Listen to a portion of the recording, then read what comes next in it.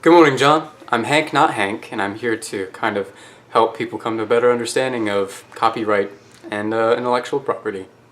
These things will always be a big deal, especially for people who have siblings. I mean, no one really likes it whenever you get copied off of, and to be honest, there's always that one really mature individual who will always remind you that the best compliment you'll ever get is from somebody who's copying you or stealing your ideas. Coming from a family of 7, I would like to submit that idea as total malarkey. And so I shall begin the supposed almost 4 minutes, maybe more or less, event of explaining the state of copyright in the US. Let's roll. Intellectual property is the concept that you can own other things besides objects, which is kind of nice. Yeah. There will be 3 different aspects of copyright or intellectual property in the US that we'll be going over in this video. If it's something you made, like you've created, this is protected by copyright. This video, for example, is something that I own because I just made it. Just as relative to time, but that's another video, I suppose. Intellectual property, however, is not an idea and thusly cannot be copyrighted, but certain ideas can be patented. The difference between a copyright and a patent is a copyright occurs as soon as you're done creating something, like crops, socks, and flip-flops. A patent is the process in which you do make something, like a cotton gin or an electric motor. Patents, being that they are the concept of making something, are very closely regulated by the government, and thusly you have to apply for a patent instead of only receiving a copyright after something is made.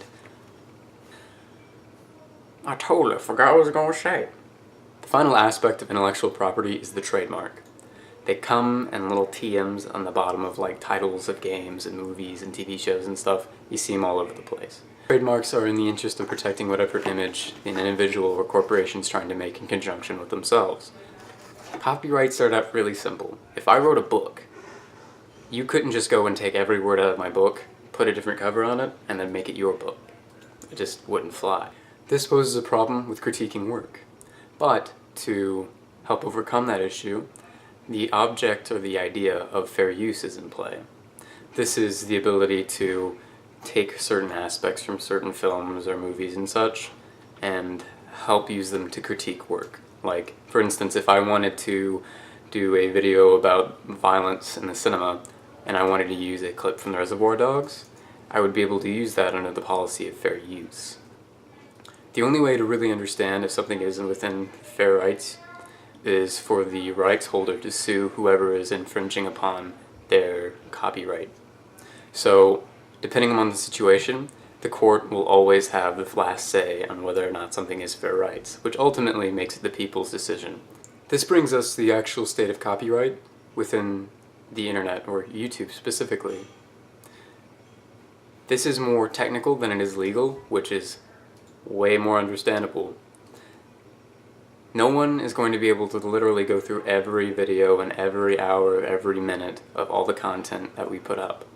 So there's a system called Content ID, which basically goes through it all for us. It's collectively the entire library of YouTube, and in retrospect, that's a lot of cat videos. If something matches, the rights holder can do one of 3 things. They can either do nothing, they can take it down, or they can basically take all of the revenue from the video, ad revenue, things we get from YouTube, as royalties for incorporating some of their media or their copyright property. Specifically, you'll see a lot of cover songs and things of that nature on YouTube, and if these people are called out, they can either send all their revenue they get from the video to the label that owns the songs that they're redoing, or they can strike a deal with a label. The latter takes a lot more work, and it's probably why you don't see a lot of people doing that. Don't sweat it if copyright becomes a problem for your videos. It's not that big of a deal. But if you do think that it's unjust or isn't accurate, you should definitely go to the real Hank's YouTube video. He has a more in-depth way of helping you handle a situation of that delicacy. The important thing to know is this isn't the best solution. It's not the most fair, it's not the most legal, but it's the only possible one at this foreseeable juncture. But it is pretty cool that people can copyright songs and totally get away with it with their YouTube channel intact.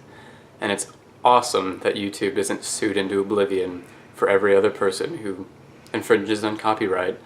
And I guess, ultimately, it's pretty cool that corporations and people can generate ad revenue off of other people's videos and gradually pay for yacht parties that I'm never invited to. Well, John, I'll see you at some point foreseeable in the future, depending upon the change of whatever predestined course I have, or whatever predestined course you have, but preferably whatever course I have. Assalamu alaikum.